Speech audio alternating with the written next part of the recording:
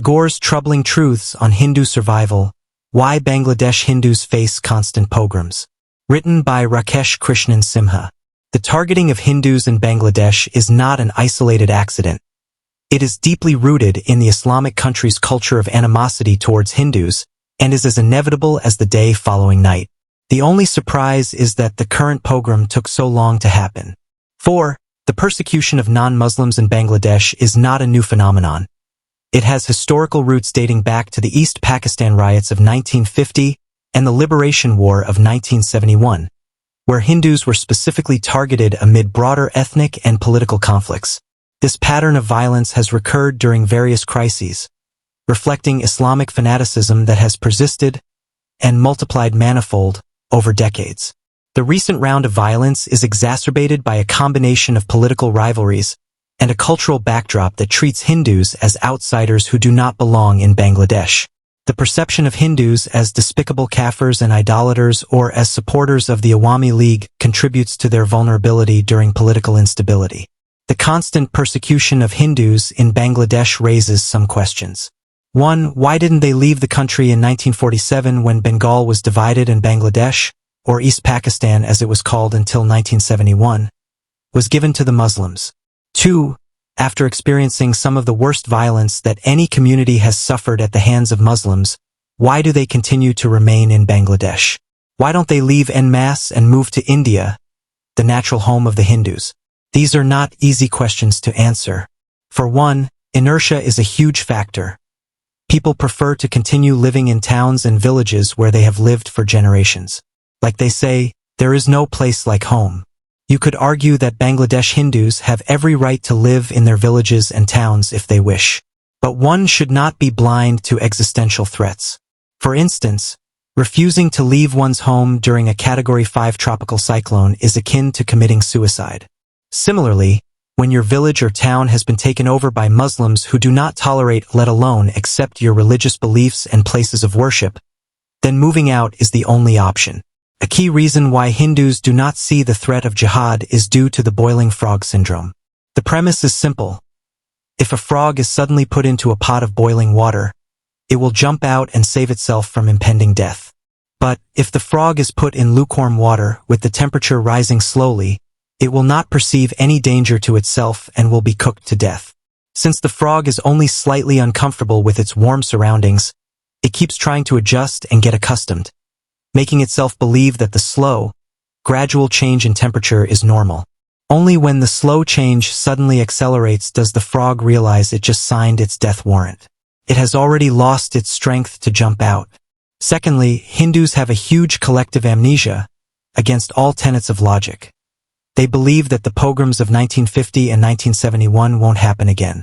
This blind spot when it comes to understanding Islam and Christianity leaves them completely unprepared for facing hatred, discrimination, and violence at the hands of these two Abrahamic religions. Thirdly, there is no pull factor from India.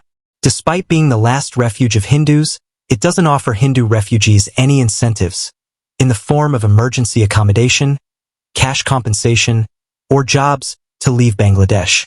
Just 1 year's Hajj subsidy of around 650 rupees crore, given to Muslims for decades until 2018, would have supported Hindu refugees from Bangladesh. But as author and academician Anand Ranganathan has said, Hindus are 8th-class citizens in India. If you are an illegal Muslim immigrant from Bangladesh or a Rohingya Muslim refugee from Myanmar, your Indian citizenship is expedited. Sage advice. Hindus in Bangladesh could have avoided violence and discrimination had they internalized the advice of Rabindranath Tagore, the iconic poet, author, and philosopher of Bengal. While Tagore was what you would describe as a card-carrying secular in today's milieu, he did not hesitate to offer an accurate assessment of the Indian Muslim psyche. First and foremost, Tagore understood that the Indian Muslims' loyalties could be easily hijacked. So, for instance, a Moroccan Muslim or an Indonesian Muslim would first be loyal to Morocco and Indonesia, respectively, but for most Indian Muslims, Hindu-majority India wasn't usually his first preference. He saw that their loyalties were primarily to Islamic countries like Afghanistan and Ottoman Turkey, as was evident by the willingness of Indian Muslims to fight for the Turkish Caliphate and wage jihad against their Hindu neighbors. In Tagore's view, this was a huge stumbling block for religious harmony. In an interview with the Times of India in 1924, which was quoted by the Hindu intellectual stalwart Sita Ram Goel in his book, Muslim Separatism, Causes and Consequences, Tagore said, "A very important factor which is making it almost impossible for Hindu-Muslim unity to become an accomplished fact is that the Muslims cannot confine their patriotism to any one country. I had frankly asked the Muslims whether, in the event of any Mohammedan power invading India, they, Muslims, would stand side by side with their Hindu neighbors to defend their common land. I was not satisfied with the reply I got from them. Even such a man as Mr. Muhammad Ali, one of the notoriously fanatic Ali brothers who were the leaders of the Khilafat movement, has declared that under no circumstances is it permissible for any Mohammedan, whatever his country, to stand against any Mohammedan."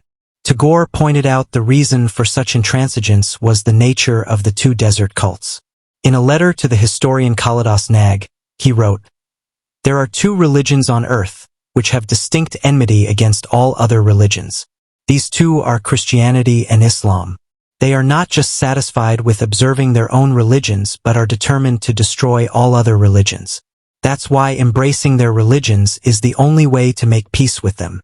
Tagore was concerned about the lack of unity among Hindus and argued that unity was the bulwark against the destructive tides of Semitic religions.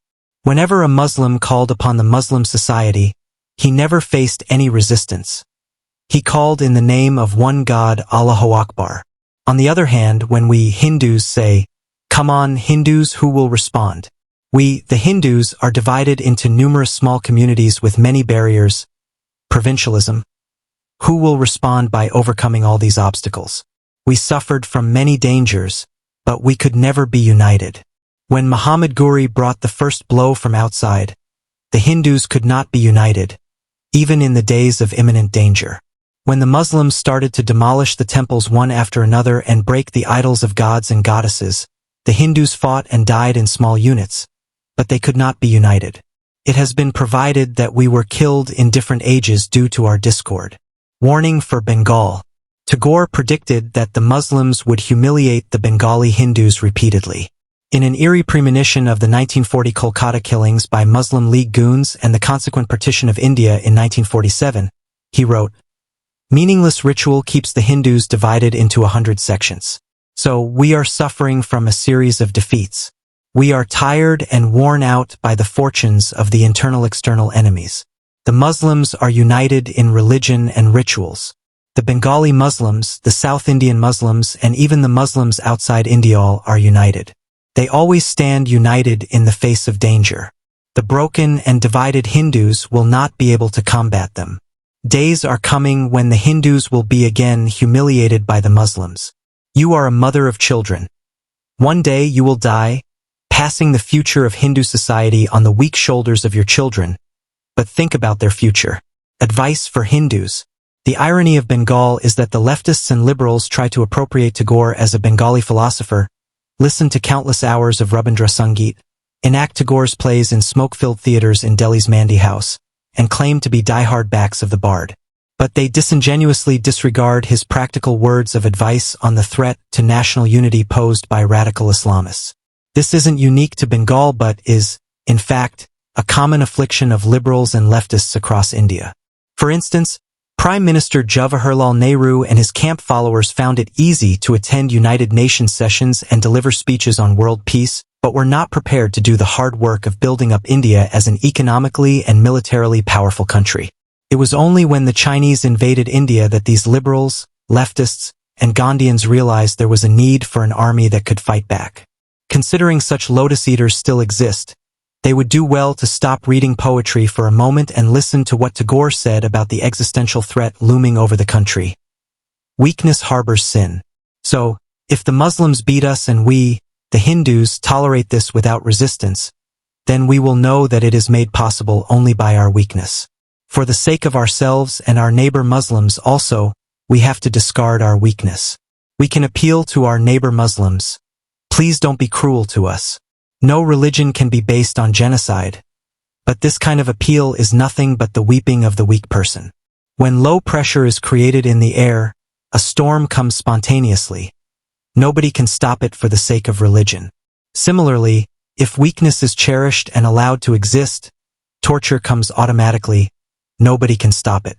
Possibly, the Hindus and the Muslims can make a fake friendship with each other for a while, but that cannot last forever. As long as you don't purify the soil, which grows only thorny shrubs, you cannot expect any fruit. According to Tagore, throughout India, Hindus have allowed idiocy to rule and have surrendered to it.